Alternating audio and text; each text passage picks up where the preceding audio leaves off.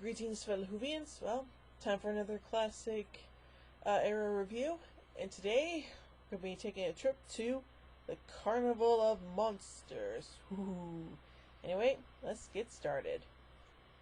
The TARDIS misses Metabellus 3 and materializes on the SS Bernice, a ship that suddenly disappeared while traveling the Indian Ocean. Being repeatedly arrested as stowaways, they find out that the ship's occupants keep repeating their actions, having no recollection of earlier encounters. The pair escape from the ship through a strange hatch plainly visible to them both but ignored by the crew and passengers.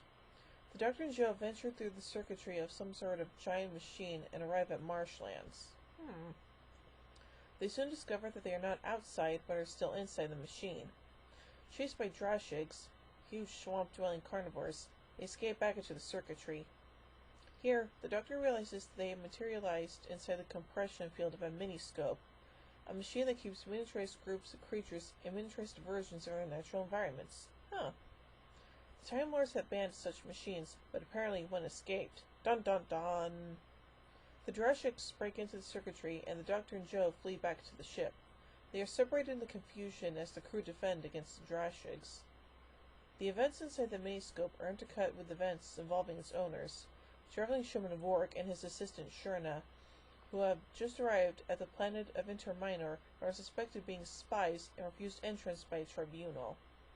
The tribunal learns that the objects removed from the machine soon return to their normal size when Vork extracts a foreign object stuck in circuitry, actually the TARDIS, from the machine.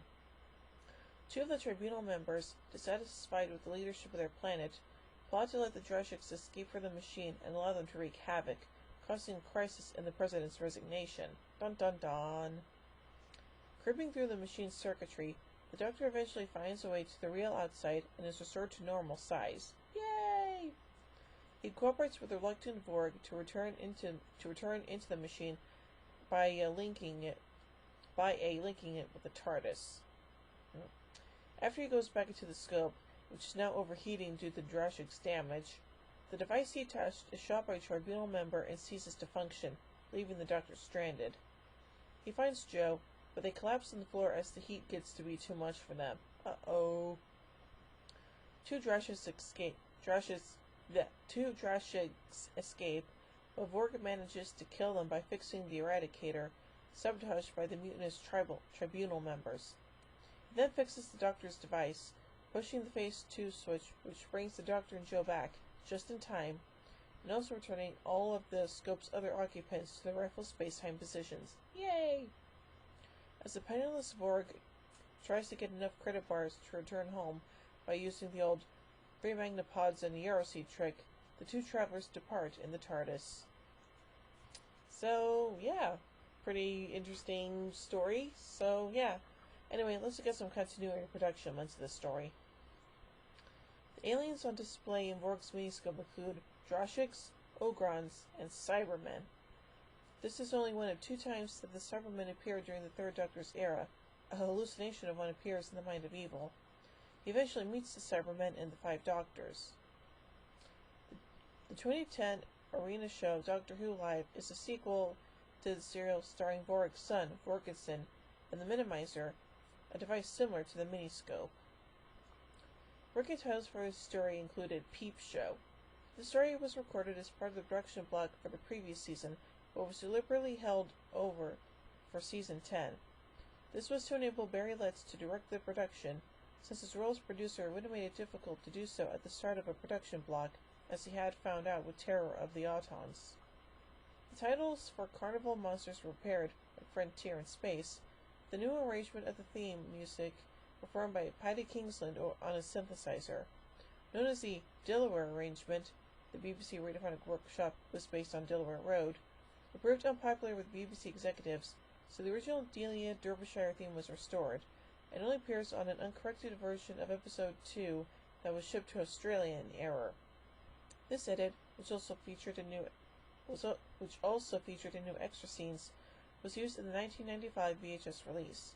The opening and closing title sequence versions of the theme has been included as an extra on the DVD release of the story. The original 2-minute 30-second theatrical release of this music was wiped many years ago. The ship used was the RFA Roberdundus, which had been decommissioned and was scrapped immediately after the filming. As the ship was actually in transit on its final voyage down the River Medway in Kent, all external shots had to be filmed at a low angle or the banks of the estuary would have been visible. Ian Marter later played the Fourth Doctor companion Harry Sullivan. He had previously auditioned for the role of Captain Mike Yates. Daniel Evans was a longtime co-star of John Pertwee in The Navy Lark. Michael Wisher had already appeared twice in Third Doctor stories and provided dog voices in others. Peter Halliday had previously appeared in the Second Doctor story, The Invasion.